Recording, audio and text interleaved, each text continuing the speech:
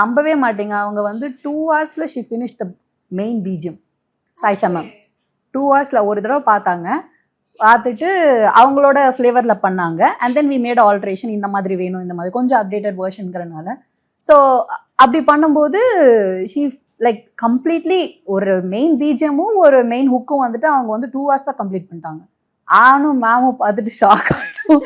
ஏன்னா அவங்க ரொம்ப லாங் கேப், அவங்களுக்கு ஃபேமிலி அந்த இதில் போயிட்டாங்க, பர்சனல் லைஃப்பில் போயிட்டு கம்பேக் கொடுக்குறாங்க. கம்பேக் கொடுக்குற மாதிரிலாம் கிடையவே கிடையாது, அவ்வளோ நச்சுன்னு இருந்தாங்க அப்படி சொல்லலாம்.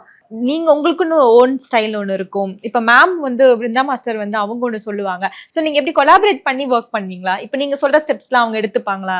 ஆஸ் அ கொரியோகிராஃபர் அவங்க ஓகே அக்செப்ட் பண்ணிப்பாங்கன்னு. யா என்னன்னா, இப்போ கொரியோகிராஃபரோட விஷன் வந்துட்டு கம்ப்ளீட்டாக டிஃப்ரெண்ட். ஏன்னா நான் வந்து new to the movie side. அப்போ வந்துட்டு அவங்க வந்து years and years of experience இருக்கு.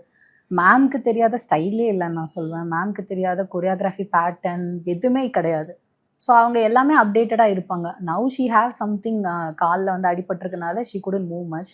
ஸோ தட் இல்லைன்னா அவங்களே நின்று ஆடின நிறைய சாங்ஸ் இப்போ வந்து போயிட்டுருக்கு ரீல்ஸில். நீங்கள் பார்த்தீங்கன்னா தெரியும், அவங்க எனக்கு நிறைய பிக்சர்ஸ் பர்சனலாக ஷேர் பண்ணியிருக்காங்க, காட்டியிருக்காங்க. நீ என்ன பண்ணுற, நான் வந்துட்டு வந்து நின்று ஆர்டிஸ்ட்க்கும் சொல்லி கொடுப்பேன், நான் போய் நின்று கேமராவே பார்ப்பேன், நான் சாங் எல்லாமே நான் ஒரே ஆளாக பண்ணியிருக்கேன் வித்தவுட் அசிஸ்டன்ட்னு சொல்லுவாங்க. அப்போ பார்க்கும்போது இப்போ அவங்களால காலையில பண்ண முடியலன்னு சொல்லிட்டு வி யூஸ் டு டூ.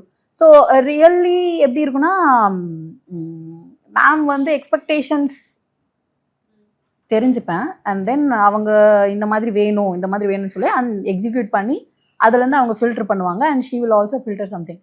இந்த சேஞ்சஸ்லாம் பண்ணிவிட்டு வில் கம் அஸ் ஒரு நல்ல மீலாக ரெடி ஆகும். 1 month 2 months முன்னாடி பராசக்திக்காக நீங்க வந்து ஒரு வீடியோ ஒன்று போட்டிருந்தீங்க.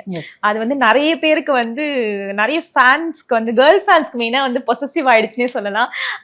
சிவகார்த்திகேயன் அவங்களோட ஃபேன்ஸ் எல்லாம் பயங்கர பொசசிவ் ஆயிட்டாங்க. ஸோ அந்த எக்ஸ்பீரியன்ஸ் சொல்லுங்க. அது கமெண்ட் செக்ஷனுக்குள்ளேயே போனா வந்துட்டு இவ எல்லாம் எதுக்கு, இவங்க எல்லாம் ஆடுறாங்க. அதாவது நானும் அன்னைக்கு வேற ரொம்ப மட்டமான ட்ரெஸ்ல வேற கேர்லி திங், நம்ம நல்ல மேக்கப் போடாம போயிட்டோமே, மேக்கப் வந்துட்டு ஒரு நான் வந்து வேற ஷூட்ல இருந்தேன். ஷூட்ல இருந்து சார் கூட, ஏன்னா அதுக்கு ரிஹர்சல் வந்துட்டு ஒரு 3 months கண்டினியூஸா போயிட்டே இருந்துச்சு. ஆன் அண்ட் ஆஃப் போயிட்டு இருந்தனால இது வந்து செகண்ட் பார்ட்டா ஒர்க் பண்ணிட்டு இருந்தோம். அண்ட் நான் வந்து ஒரு சேனல்ல வந்துட்டு அங்கேயும் ஒர்க் பண்றது இங்கேயும் ஒர்க் பண்றதுனால ஸோ என்னால நான் அந்த அளவுக்கு கான்சென்ட்ரேட் பண்ணேன். என்கிட்ட இந்த வீடியோ தான் இருக்கு, இது போடாம என்ன இருக்க முடியாது,